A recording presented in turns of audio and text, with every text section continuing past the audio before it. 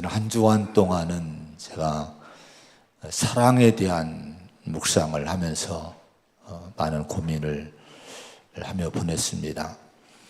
오늘 말씀을 이제 하나님의 사랑이란 주제로 바라보고 적용하기를 원하시는 성령의 감동을 받아서 사랑에 대한 고민을 많이 하고 이제 한 주간을 보냈는데, 뜬금없는 또 고민이 또 한 가지 또 이 나라에 주어져서 또 참 많은 생각을 하고 많이 고민하고 복잡한 가운데 여러분도 그렇겠지만은 우리가 다 한 주간을 그렇게 우리가 보내왔습니다. 지금 많이 기도할 때인 줄로 믿습니다. 하나님의 백성들, 성도는 하나님을 바라봐야 됩니다. 특별히 오늘 이 사랑이란 주제를 주시는데, 이 하나님의 사랑이란 얘기를 제가 목회자로서 많이 고백을 하죠. 또 설교를 해요. 또 같이 찬양도 합니다. 그런데 다시 이 하나님을 서로 사랑이 아니라 하나님을 사랑하자는 이 고백, 11절에 너희의 하나님을 여호와를 사랑하라는 이 말씀을 주셨는데, 이게 목사인 저지만은 의외로 이 진실한 고백이 제 마음을 이렇게 계속 점검을 해보면은 이 고백이 그렇게 쉽지는 않다는 걸 이렇게 제가 느끼게 된 거예요. 깜짝 놀랐어요. 여러분, 내리사랑이라고 부모는 계속 자식들에게 사랑을 부어줘요. 모든 걸 쏟아 부어줍니다. 근데 자녀들은 그냥 그게 당연한 줄 알고 그냥 앞만 보면 막 달려가는 거예요. 부모는 쫓아가면서 자꾸 사랑을 주는 거예요. 마치 그런 것 같아요. 좀 멈춰서서 돌아서 엄마 아빠 사랑해, 이렇게 하면 좋은데 자식들은 앞만 보고 가는 거예요. 그런 걸 우리가 많이 느끼지 않습니까? 제 자신이 돌아보면 부모님한테 그랬고, 또 제 자신이 또 그런 마음 갖고, 이런 걸 생각해 보니까 하나님이 제 자신에게, 저에게, 나에게 얼마나 서운해 하셨을까, 또 하실까, 이런 생각을 하면서 제가 많이 회개를 했습니다. 여러분, 부부나 또 부모와 자녀 혹은 형제들과의 삶을 우리는 너무 당연하게, 무덤덤하게 생각하고 살 때가 너무 많아요. 그런 경우가 실은 거의 대부분이라고 할 수가 있습니다. 그러다가 어느 날 문득 그런 생각을 우리가 하죠. 이게 부부인가? 이게 진짜 부모 자식 관계인가? 이게 형제 관계인가? 이게 성도와의 관계인가? 정말 저 사람은 나를 사랑하고 있는가? 얘는 나를 사랑하고 있는가? 이런 것들을 자꾸 생각하고 회의를 품게 되고 의문을 갖게 될 때가 문득 있어요. 이런 것들을 그냥 지나치고 가면은 상처가 되고요. 언젠가는 폭발이 해요. 그래서 관계가 깨지고 서로 상처를 주고 또 무너지고, 이런 걸 때로 종종 경험을 합니다. 사랑이라고 하는 것은 일반적인 감정이나 관계가 아닙니다. 남다른 감정이 있는 것이 사랑이죠. 남다른 관계를 맺고 사는 것이 사랑입니다. 하나님과 우리의 사랑도 그렇게 뭔가 이 감정과 관계가 남다른 모습으로 발전이 자꾸 돼야 될 줄로 믿습니다. 점점 깊어져야 됩니다.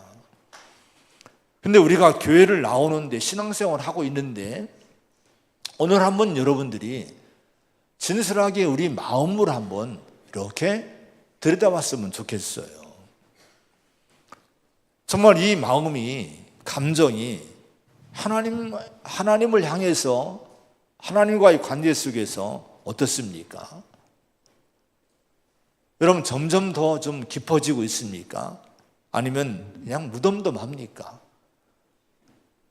부모님은 나를 쫓아오는데 쫓아오면서 사랑을 주고 있는데 나는 돌아보지 않고 내 갈 길만 달려가는 자식처럼 내가 그렇게 살고 있는 건 아닙니까? 하나님은 그렇게 나를 사랑하신다고 그렇게 은혜를 주고 사랑을 주고 함에도 불구하고 이걸 느끼지 못하고 나 좋다고 그냥 나만 향해 달려가는 그런 믿음 생활하고 있는 건 아닌지요. 이건 뭔가 문제가 있는 거예요. 사랑이란 것은요, 누군가로부터 먼저 시작이 되는 거죠. 지난 11월 마지막 주 오후에 행복한 부부 세미나를 우리 교회에서 두 번째를 가졌습니다. 이 부부 세미나를 위해서 많이 우리 저도 그렇고 사역자들과 우리 스태프들이 많이 준비를 했어요. 많은 준비하고 물질도 많이 들고 한 분 한 분들을 생각하면서 기도도 많이 하고 그리고 이제 진행을 했습니다. 근데 거기에 처음 노래를 부를 때 찬송가가 아니라 그런 노래를 함께 부르게 했어요. 짝사랑이란 노래인데요. 왜 그런지 가슴이 두근거려요. 그녀만 보면 그이만 보면 설레는 마음을 달랠 길 없어 짝사랑하고 있나 봐요. 이 노래를 불렀어요.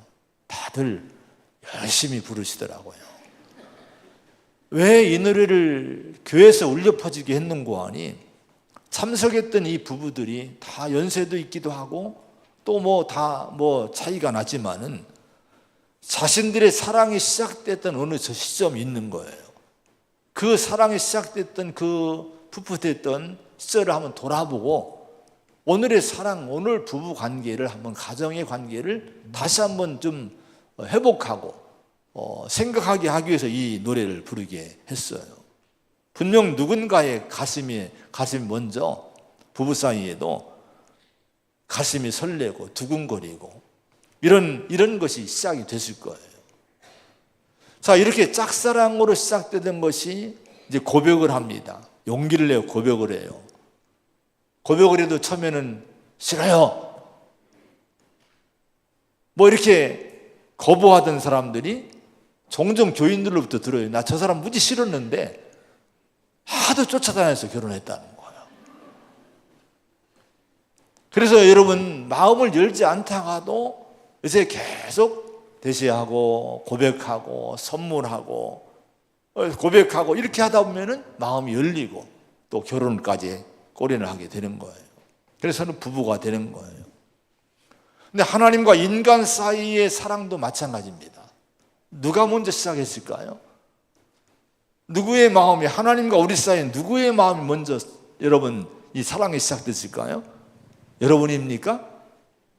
성경은 이렇게 얘기를 합니다. 에베소 2장 요한에서 4장에 보면은 10절에 보면은 사랑은 여기 있으니 우리가 하나님을 사랑한 것이 아니요 하나님이 우리를 사랑하사 우리 죄를 속하기 위하여 화목제물로 그 아들을 보내셨습니다. 우리가 하나님을 사랑한 것이 아니래요. 내가 사랑한 것이 아니래요. 여러분이 사랑한 것이 아니래요. 전혀 우리는 본질상 진노의 자식이었어요. 하나님과 완전히 등을 돌리고 살았던 인간입니다. 죄 아래 살던 우리들이었어요. 근데 하나님 우리를 긍휼히 여기시고 우리를 사랑하기 시작한 거예요. 여러분, 그 사랑하신 하나님 우리를 긍휼히 여기시는 가운데 계속 우리를 쫓아다니시는 거예요. 우리를 추적하시는 거예요. 그리고 우리에게 여러분 예수님 보내시고 또 우리를 살리시고 구원하시고 하늘에 앉히셨다고 에베소서는 말씀을 합니다. 근데 에베소 2장 8절에 보면요 구원에 대해서 뭐라고 하는 거? 이건 너희에게서 난 것이 아니요 하나님의 선물이라.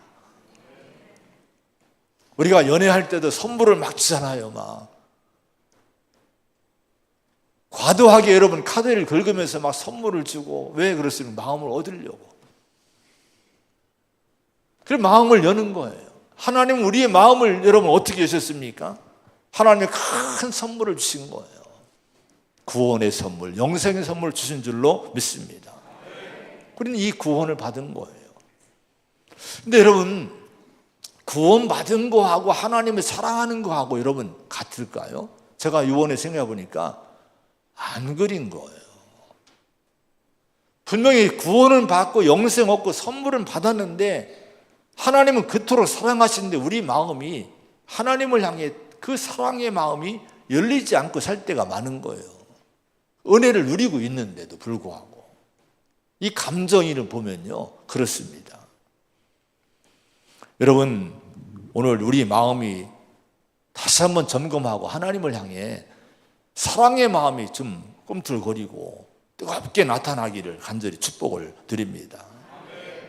이런 사랑을 받았으면, 이런 은혜를 받았으면 우리가 하나님을 사랑해야 되지 않겠습니까? 마음을 좀 여시기 바랍니다. 세상만 바라보지 말고 우리가 좀 몸을 돌리고 마음을 돌려서, 얼굴을 돌려서 하나님을 좀 바라보고 하나님의 사랑에 응답도 하고 대답도 하고 고백도 하고 하나님을 내 마음의 중심으로 진심으로 모시고 우리가 살아가는 그런 사랑의 관계를 맺는 우리 성도가 되시기 바랍니다. 마태복음 22장 37절에 보면 예수께서 이르시되 내 마음을 다하고 목숨을 다하고 뜻을 다하여 주 너희 하나님을 사랑을 하셨으니 이것이 크고 첫째 되는 계명이요, 이렇게 말씀합니다. 이것이 크고 첫째 되는 계명이라는 이 말씀을 세번역은요, 이것이 가장 중요하고 으뜸 가는 계명이다, 이렇게 쉽게 번역을 했어요. 성경에 많은 말씀이 있지만, 많은 계명이 있지만 가장 으뜸, 가장 중요한 계명이 뭐냐, 이거라는 거예요. 이게 뭡니까? 하나님을, 주 너희 하나님을 사랑하라. 근데 사랑이 어떤 사랑입니까? 그냥 덤덤한 사랑이 아니에요. 네 마음을 다하고 목숨을 다하고 뜻을 다하여 주 너희 하나님을 사랑하라. 이것이 여러분 가장 중요한 으뜸되는 계명이라고 이렇게 성경은 말씀합니다. 이것이 하나님이 우리에게 바라시는 사랑임을 믿으시기 바랍니다. 이 하나님 마음을 좀 아시기 바랍니다. 진정한 믿음은 그래서 하나님을 사랑하는 그런 삶으로까지 깊어져야 돼요. 그냥 내가 믿음 생활이 하나님 축복받고 응답받고 뭐가 도움받고 평안하고 내가 내 인생을 그냥 막 살아가는 거, 이걸로만 그치면 안 됩니다. 관계입니다. 하나님과 관계, 인격적인 관계인 거예요. 그래야 믿음이 깊어지는 거예요. 비로소 그때 진짜 하나님을 믿는 진짜 신앙인이라고 할 수 있는 거예요. 정말 하나님을 인격적으로 사랑할 수 있는, 나를 사랑하시는 그분을 나도 사랑할 수 있는 그런 믿음의 관계가 되기를 축원을 드립니다. 그래야 사랑이 있을 때 가정도 행복하죠. 사랑이 있어야 교회도 행복하죠.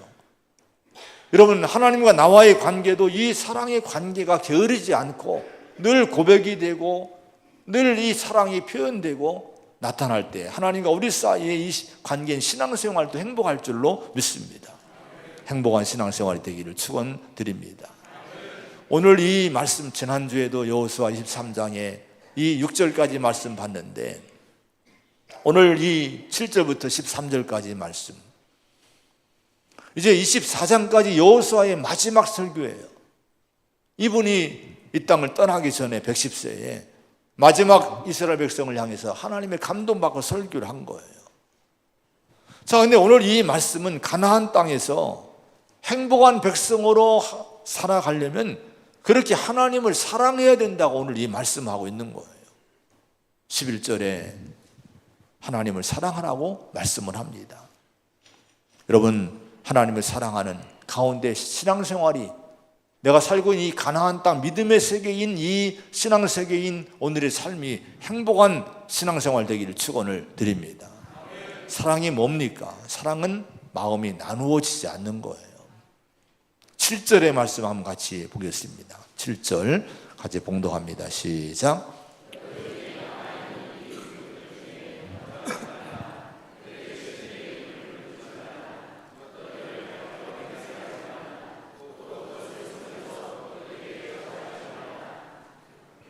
자, 이 민족들 가나안 땅에 아직도 여호수아가 가나안 정복 전쟁에 승리하고 주도권 잡았지만 아직도 좀 남아있는 민족들이 있어요. 그 속에 들어가지 말라는 거예요. 섞이지 말라는 거예요. 사귀지 말라고 말씀합니다. 다른 이유가 없어요. 우상 숭배에 물들지 않게 하기 위해서 염려하신 가운데 신신당부하고 경계하신 거예요. 그들의 신들의 이름을 부르지 말고, 그들을 가리켜 맹세하지도 말고, 섬기지 말고, 절하지 말라, 이렇게 하나님이 말씀하십니다. 이스라엘 백성들이 누굽니까? 하나님 백성들인 거예요. 왜 여러분 이스라엘 백성들을 역사의 하나님 백성으로 여러분 인정해 주시고 그렇게 부름을 받게 하십니까? 하나님이 우주 만물을 창조하셨어요. 이 세계의 우주 만물 하나님이 창조하신 거예요. 근데 여러분, 창조주 하나님에 대한 신앙, 이 신앙이 여러분 끊이지 않고 이 역사 이래 지금까지 이어져 내려오고 있어요. 인류 역사에, 세상 역사에 창조주 하나님에 대한 신앙이 끊어진 적이 있을까요? 없습니다. 그 어떤 암흑의 시대, 그 어떤 그 처절한 그 박해의 시대에도요, 하나님에 대한 믿음은 절대 끊어지지 않습니다. 그 여기까지 온 거예요. 아담으로부터 나온 여러분, 많은 여러분 사람들 인류가 있지 않습니까? 근데 많은 인류가 있는데 많은 사람들이 이 믿음에 떨어져 나갑니다. 많은 여러분 민족들이 이 믿음을 버리게 됩니다. 근데 이스라엘 민족은 에녹이나 또 노아나 아브라함이나 또 이렇게 이어진 이 신앙을 그들이 계승을 하는 거예요. 그래서 하나님 백성이라는 이름을 이제 이름으로 불리게 된 거예요. 우리가 믿음의 계승이 잘 되기를 축원합니다. 저는 기도할 때 늘 기도해요. 우리 후손들이, 제 자손들이 주님 오실 때까지 정말 믿음의, 다른 건 몰라도 믿음의 계승자가 되기를 원합니다. 전 이걸 꼭 기도합니다. 우리 아이들이, 우리 집안이 믿음의 계승의 가문 되기 원합니다. 이게 중요한 줄로 믿습니다. 근데 하나님은요, 우리 인류에게, 사람들에게 스스로 그냥 하나님 믿도록 방치하고 그냥 이렇게 기다리는 분이 아니에요. 시대마다 하나님을 만난 각성된, 신앙이 각성된 사람들을 꼭 세우십니다. 물론 자연 이 은총을 통해서, 이 우주 만물을 통해서 우리 인간이 하나님의 영광을 보게 했지만은 이게 잘 몰라요. 그 하나님의 깨우친 사람들을, 아까 얘기한 아브라함이나 에녹이나 노아나 이런 우리 선자들이나 사도들, 이런 사람들을 통해 쭉 세워서 시대마다 믿음을 일깨워 주는 거예요. 그 믿음이 이어지게 하는 거예요. 우리나라에도 믿음이 들어온 게 어떻게 들어왔습니까? 믿음의 사람들을 보내시고, 선교사님들을 보내고, 또 시대마다 어려울 때도 믿음의 사람들을 세우시고, 그래서 이 믿음이 이어지게 해서 오늘까지 저와 여러분에게 이어진 줄로 믿습니다. 또 한 가지는, 여러분, 세상이 자꾸 불신으로 가는 거예요. 우상을 숭배하고 불신하고 하나님을 거부하고 이런 세상으로 자꾸 빠져나가는데, 이때 이런 것들을 하나님이 심판하시는 거예요. 그리고 흩으시고 심판하고 책망하고, 하나님 역사를 세상에 여호와 하나님이, 창조주 하나님이 진짜 신이심을 자꾸 보여주는 거예요. 이걸 통해서 인류를 깨우치고 인류의 불신을 깨우치십니다. 창세기 11장에 보면은 바벨탑 사건이 있어요. 바벨탑을 세우는데요, 그 성경의 그 전후를 보면은 이 바벨탑을 세운 주역이 니무롯이라는 영웅입니다. 영웅, 니무롯이라고 하는 영웅이에요. 창세기 10장 8절에 니무롯이 나와요. 그의 나라는 신할 땅의 바벨이라고 나오는데 세상의 첫 용사라 이렇게 합니다. 근데 이 용사라는 것은요, 니무롯 이름이 반역자인데요, 그에게 대해서 용사라고 이렇게 표현했는데, 이건 언어에 보면은 폭력으로 통치하는 자, 강력한 세력을 지닌 자, 이런 의미가 있어요. 그 니무롯이라는 인물은 아주 그 당시에 영웅입니다. 아주 실력 있고 힘 있고 세력을 모으고, 그래서 도시를 건설하고 문명을 일으키고 바벨탑을 쌓고 이런 위대한 어떤 당시의 어떤 영향력 있는 인물이었던 거예요. 그런데 여러분, 이 니무롯이 군대를 조직하고 또 세력을 만들고 그리고 도시를 건설하고 나라를 세우고 바벨탑을 세우는데 그 목적이 뭐였느냐? 창세기 11장 4절에 보면은, 자, 성읍과 탑을 건설하여 그 탑 꼭대기를 하늘에 닿게 하여 우리 이름을 내고 온 지면에 흩어짐을 면하자, 이렇게 합니다. 여러분, 성읍과 도시와 탑을 건설하는데 탑 꼭대기를 하늘에 닿게 하자는 거예요. 하나님의 자리를 탐내는 거예요. 그리고 우리 이름을 내자는 거예요. 여러분, 인간의 목적이 뭡니까? 이사야 43장 7절에 내 영광을 위하여 창조한 자를 오게 하라. 하나님은 누구를 찾습니까? 하나님의 영광을 위해서 창조된 사람들을 찾으시는 거예요. 인간이 그렇게 살기를 원하시는 거예요. 근데 여러분, 니무롯이란 이 인물은요, 우리 이름을 내자는 거예요. 하나님 이름을 지워버립니다. 인간의 힘으로, 인간의 조직으로, 인간의 능력으로 문명을 세우고 나라를 세우고 도시를 건설하고 뭔가 이런 세력을 가지고 세상을 지배하려고 했어요. 하나님의 자리까지 올라가려고 했던 거예요. 그런데 하나님이 내려오셔서 그걸 보더니 그들의 언어를 다 흩어버리세요. 혼잡게 하십니다. 바벨이 혼잡이란 뜻입니다. 여러분, 언어가 흩어지니까 서로 못 알아듣는 거예요. 서로 의견이 못 알아듣으니까 바벨탑 중단됩니다. 일을 할 수 없는 거예요. 그러니까 결국은 중단되고 다 흩어지게 되는 거예요.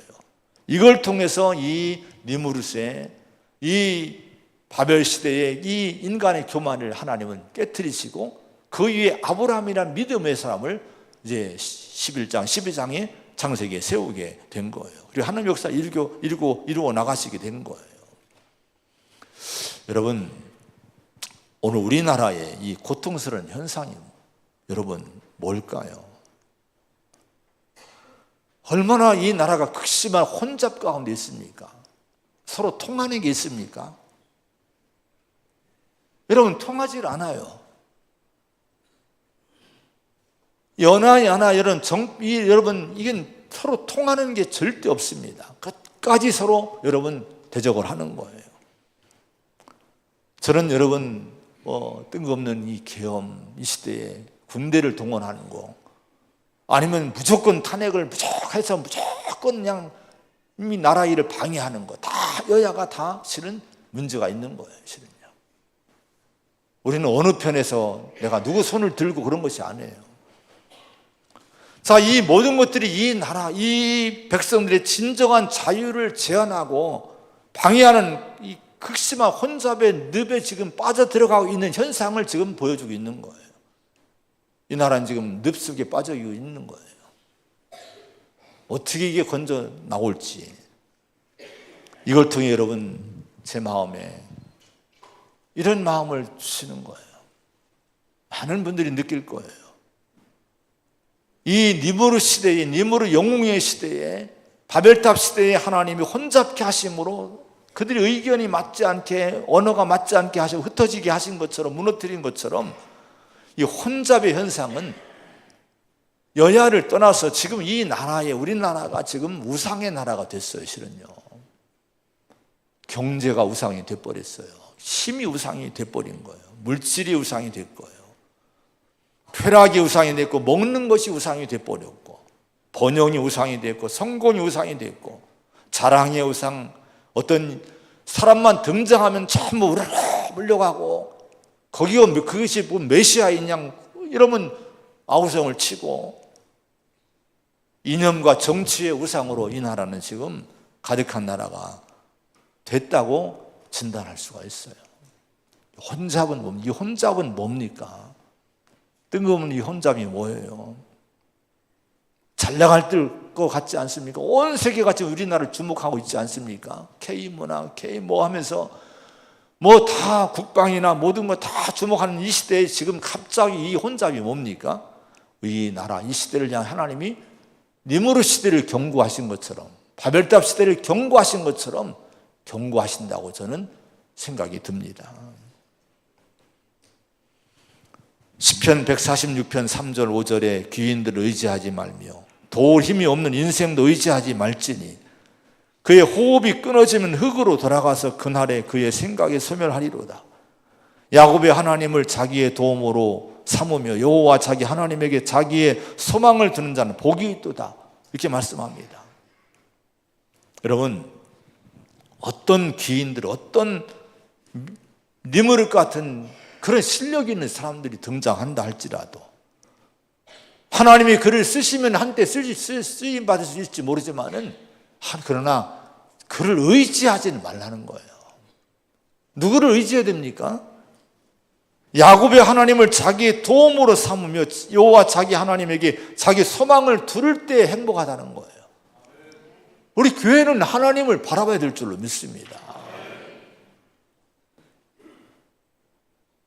여러분, 우리가 언제까지 세상을 꽁무니를 쫓아다니겠습니까? 세상이 우리를 쫓아오게 해야 되지 않겠습니까? 이 교회는 여러분 하나님을 바라보는 공동체가 되어야 될 줄로 믿습니다. 한 의사가 수술실에 들어가기 전에 늘 능력 있는 실력 있는 사람인데 늘 혼자만의 시간을 갖고 오더라는 거예요. 후배 의사들이 존경한 선배가 스승이 그렇게 하니까 왜 그럴까 생각을 하고 물어봤대요. 뭐를 하시고 오시는 거냐고 궁금해서. 그때 이분이 이렇게 얘기를 했대요. 나는 수술하기 전에 어떤 의사보다 더 위대한 의사이신 하나님께 내가 수술을 하는 동안 나와 함께 하셔서 나의 손을 인도해 달라고 기도합니다. 수술을 하는 동안 나는 어떻게 해야 할지 몰라서 당황하는 경우가 많이 있는데 그때마다 나는 어떤 힘의 인도하심으로 그 수술을 성공합니다. 그 힘은 하나님이 주신 것이라고 저는 믿습니다. 그래서 나는 하나님을 의지하는 겁니다. 기도하는 겁니다. 이렇게 고백하더라는 거예요. 여러분, 이 죄악 많은 이 세상에 여러분 주님이 오셨는데요. 이 세상을 치료하시고 치유할 진정한 의사가 여러분 누굽니까? 사람이 아니에요. 우리가 그동안 역사를 통해 많이 우리가 봐왔지 않습니까? 누가 이 역사를 치료합니까? 치료자 없어요. 다 문제가 발생하지 않습니까? 하나님만이 진정한 치료자이신 줄로 믿습니다. 우리가 할 일은 하나님께 먼저 나가고 하나님께 기도하고 그 믿음과 그 말씀과 진리 안에서 이 정치인들을, 이 지도자들을 위해 기도해주고 뭔가 방향을 잡아주고 이런 것이 기도의 교회의 할 일이지. 여러분, 이것이 우리가 해야 될 일인 줄로 믿습니다. 진정한 치유자는 누구십니까? 하나님이신 거예요. 이 혼자반 이 시대에 우리 교회는 정말 하나님을 이 시대에 많이 기도해야 될 줄로 믿습니다. 이 땅을 치료할 분, 혼잡을 치료할 분은, 질서를 잡아줄 분은 하나님이셔요. 여러분, 많이 기도하면 이 땅에 지혜가 생기고 정치인들이 정신 차리고 화해가 되고 화합이 되는 그런 역사가 위로부터 그 힘이 내려올 줄로 믿습니다. 우리 안에 우상을 깨트려야 돼요. 이 나라의 우상을 깨트려야 됩니다. 여호수아 당시 그런 세상이 바로 어디였냐? 가나안 땅이었던 것이거든요. 가나안 땅이 그런 혼잡의 땅이었던 거예요. 우상숭배로 가득한 땅. 여기에 누구를 이끌어 들이셨습니까? 이스라엘 백성들을 데려와서 그 가나안 땅에 들어가 살게 하신 거예요. 자, 그러면서 여러분 뭐라고 하셨습니까? 7절에 너희 중에 남아있는 이 민족들 중에 들어가지 말라. 그들의 신들의 이름을 부르지 말라고 하나님이 신신당부한 거예요. 하나님의 백성들을 가나안 땅으로 들이신 다음에 여기 살고 혼잡하게 살던 이들 가운데 들어가지 말라는 거예요. 그들이 섬기는, 그들이 위대하게 생각하는 우상을, 이름을 부르지 말라는 거예요. 우리 교회는 누굽니까? 성도는 누굽니까? 이 혼잡한 세상에 하나님이 이스라엘을 가나안으로 이끄신 것처럼 우리는 그런 공동체인 줄 믿으시기 바랍니다. 그런 우리에게 하나님 말씀하시는 거예요. 여러분, 뭐라고 말씀하십니까? 이민족들 중에 들어가지 말라는 거예요. 좌로나 우로나 치우치지 마세요. 여러분, 중심을 잘 잡으시기를 축원을 드립니다. 여러분, 그래서 우리가 나를 그토록 사랑하신 하나님의 사랑을 가슴에 품고 우리도 하나님을 사랑하고 하나님의 사랑 안에서 우리가 이 모든 문제를 풀어가는 그런 신앙과 그런 교회가 되고 삶이 되시기를 간절히 축원을 드립니다. 출애굽기 33장에 신학기도 때 생각해 본 거예요. 가나안 땅을 앞에 두고 하나님이 모세에게 네가 데리고 가라고 말씀하셔요. 그리고 사자를 보내주겠다. 그리고 그 아모리 사람들 이를 다 쫓아내주겠다. 그리고 젖과 꿀이 흐르는 땅에 이르게 해주겠다. 모세도 보내주고 능력 있는 천사도 보내주고 가나안 땅도 다 젖과 꿀이 흐르는 땅을 주겠다고 하나님 약속하셔요. 근데 하나님이 이렇게 나는 너희와 함께 가지 않겠다. 아니 여러분, 모세가 있고 여러분, 사자는 하나님의 사자는 힘을 얘기합니다. 힘을 얘기하는 거예요. 힘도 있고 젖과 꿀 흐르는 땅도 다 주겠다는 거, 이제 부족하지 않겠습니까? 근데 이스라엘 백성들이 통곡해요. 거기 보면 슬퍼하면 통곡했다는 거예요. 뭐 통곡합니까? 다 지도자도 있는데요. 모세 같은 유능한 지도자도 있는데, 여러분 능력도 있고 힘도 있는데, 경제적인 힘도 있고 뭐 울릴 게 뭐 있습니까?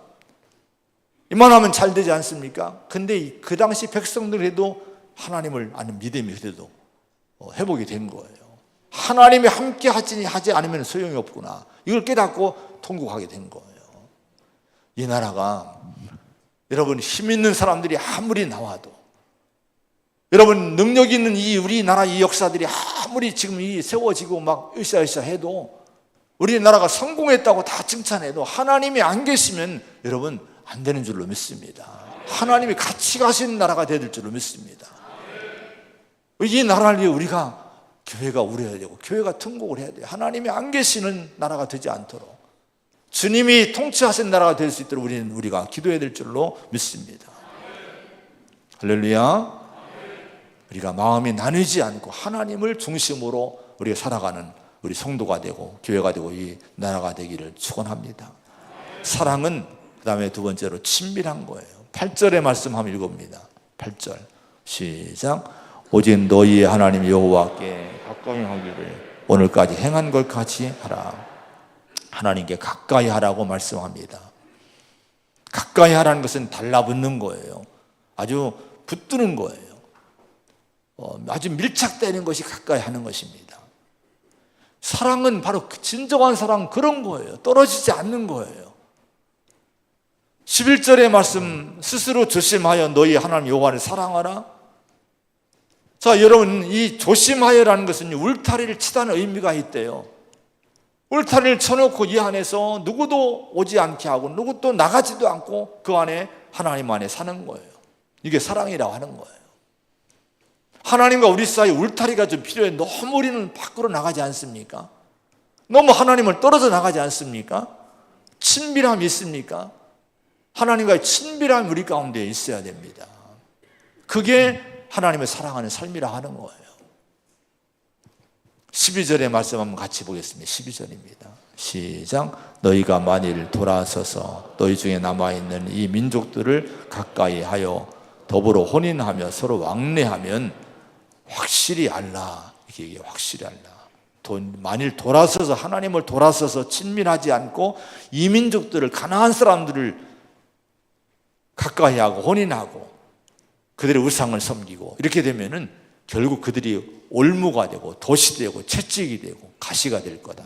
이렇게 경고하시는 거예요. 우리 교회 고양이가 있어요. 한 마리가. 누가 갖다 놓은, 집에서 잘 사랑받던 고양이인데 살짝 갖다 놓고 어느 분이 가신 것 같아요.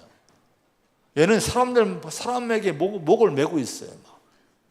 아까도 오다 보니까 주방에 앉아서 그렇게 누가 봐주지 않는데 거기 쪼그려 앉아서 주방 안에만 보고 있는 거예요. 제가 좀 불쌍해서 사료도 사놓고 집도 하나 사놓고 그 집 앞으로 좀 유인하려고 종종 밥도 주고 이렇게 합니다. 근데 며칠 전에 새벽기도 끝나고 주택으로 새벽에 가는데 야옹 하더니 나를 막 따라오는 거예요. 너무 이쁘더라고요. 밥을 줘야지 하고 하는데 보니까 중간에 없는 거예요. 얘가 어디 갔지? 보니까 어느 권사님이 새벽 기도하고 운동하시거든요. 근데 지나가는데 그 권사님분이 걸리에 쏜살같이 막 쫓아가는 거예요.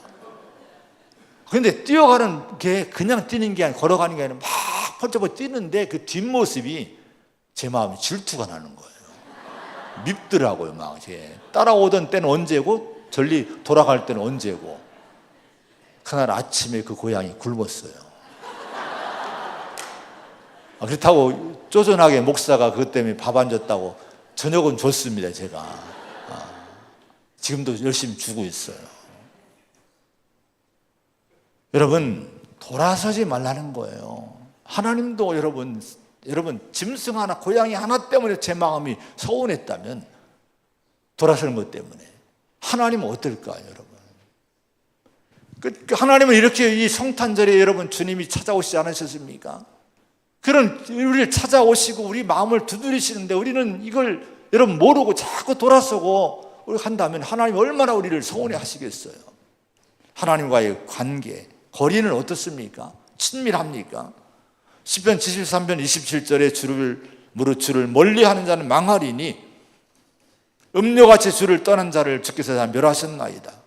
하나님께 가까이함이 내게 복이라 이렇게 말씀해요. 자, 주를 멀리하는 것과 주를 가까이함이 있어요. 멀리하면 망하고 가까이하면 내게 행복이라는 거, 이게 복이라는 거예요. 주님을 가까이. 자,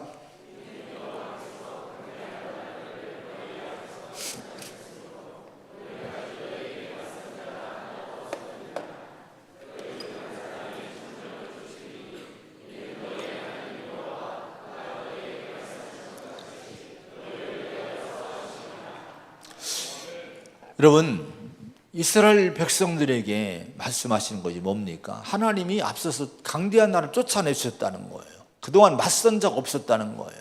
한 명이 1000명을 쫓는 그런 능력을 발휘할 수 있었던 거, 하나님의 도우심 때문이라고 하는 거예요.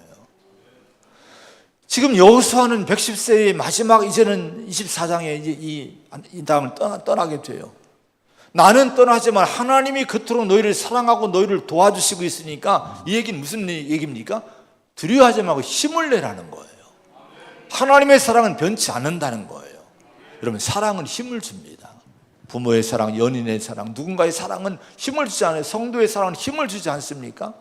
하나님의 사랑이 어떻습니까? 얼마나 놀라운 십자가의 사랑이 있습니까? 이 성탄의 기간에 주님의 사랑을 우리가 느껴야 되는 거예요. 그 사랑을 힘입어서 힘을 내라고 하는 거예요. 시편 116편 1절에 보면 여호와께서 내 음성과 내 간구를 들으심으로 내가 그를 사랑하는도다. 근데요, 거기에 1절에 사랑하는 사랑을 고백하는 내용이 나오고 10절에 보면 내가 크게 고통을 당하였다고 말할 때에도 나는 믿었도다라는 고백이 나와요. 이게 너무 은혜로운 것이, 하나님은 나의 사랑이라고 고백을 하고, 그런 다음에 10절에 그 다른 성경 번역을 한 거 보니까요, 내 인생이 왜 이렇게 고달프냐고 생각할 때에도 나는 믿음을 잃지 않았다. 내 인생이 왜 이렇게 고통스러우냐라고 생각할 때에도 나는 믿음이 흔들리지 않았다, 이렇게 번역했더라고요. 왜 여러분, 현실은 고통이 왜 없겠습니까? 힘든 일이 왜 없겠어요? 내가 생각하는 내 인생이 고통스러워.